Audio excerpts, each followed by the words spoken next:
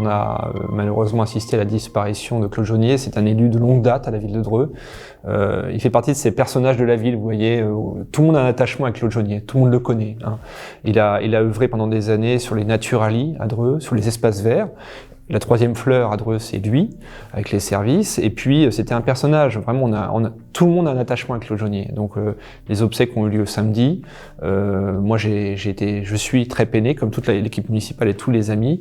Voilà, donc on lui a rendu un bel hommage, parce que c'est un homme qui méritait ce bel hommage.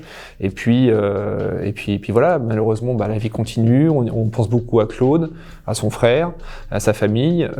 Mais on doit relever le défi, parce qu'il a montré aussi une voix d'un homme qui était engagé, qui aimait sa ville, et on lui doit bien ça de continuer l'effort qu'il a entrepris déjà depuis des années.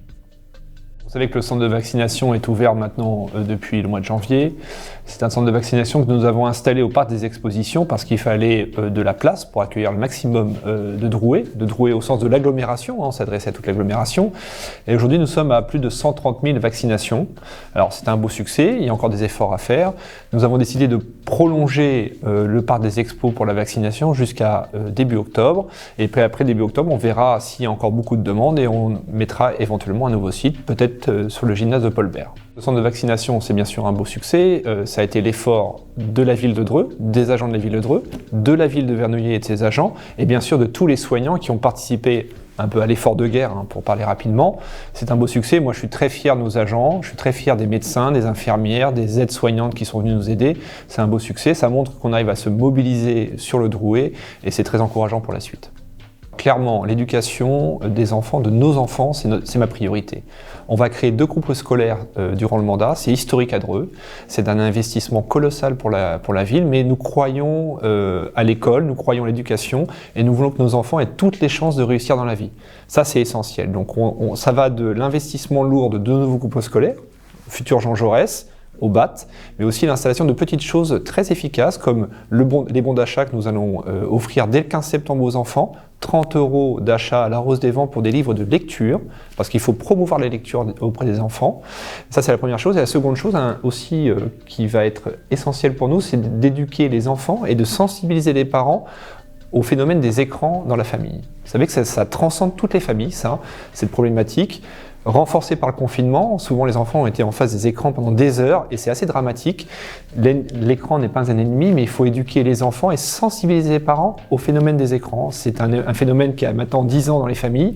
Il faut aider les enfants à sortir de ça.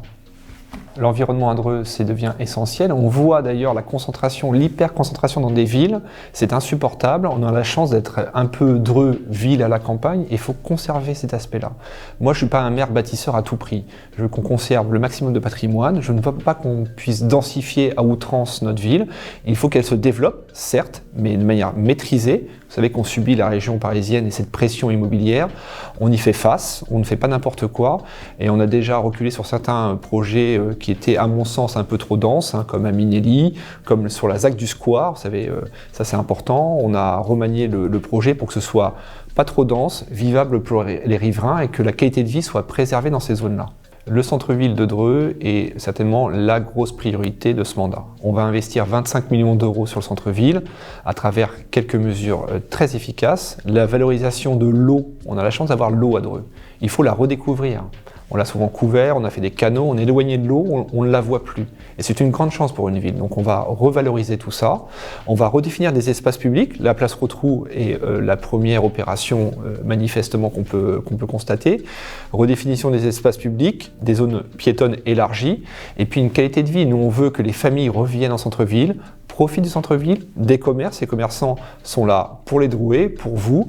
On y met aussi beaucoup d'argent cette année, encore comme l'an dernier, sur les fêtes de Noël, la Saint-Denis, parce qu'on veut que les gens reviennent en centre-ville, profitent et soient fiers de leur centre-ville. On a un très beau centre-ville et il sera encore plus beau dans 4 ou 5 ans quand on aura fait les travaux de valorisation de notre patrimoine. On a beaucoup de chance à Dreux, il ne faut pas l'oublier et il faut aller voir vos commerçants. Vos commerçants, ce sont des gens extraordinaires, ils sont là pour vous, ils vous attendent, ils sont là pour vous conseiller, il faut en profiter.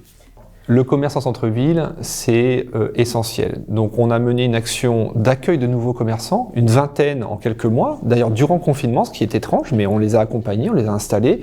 Aujourd'hui, sur les artères principales, c'est-à-dire la Grande Rue, la rue Parisis, la rue Saint-Pierre, on est à 5% de vacances, ce qui est exceptionnel.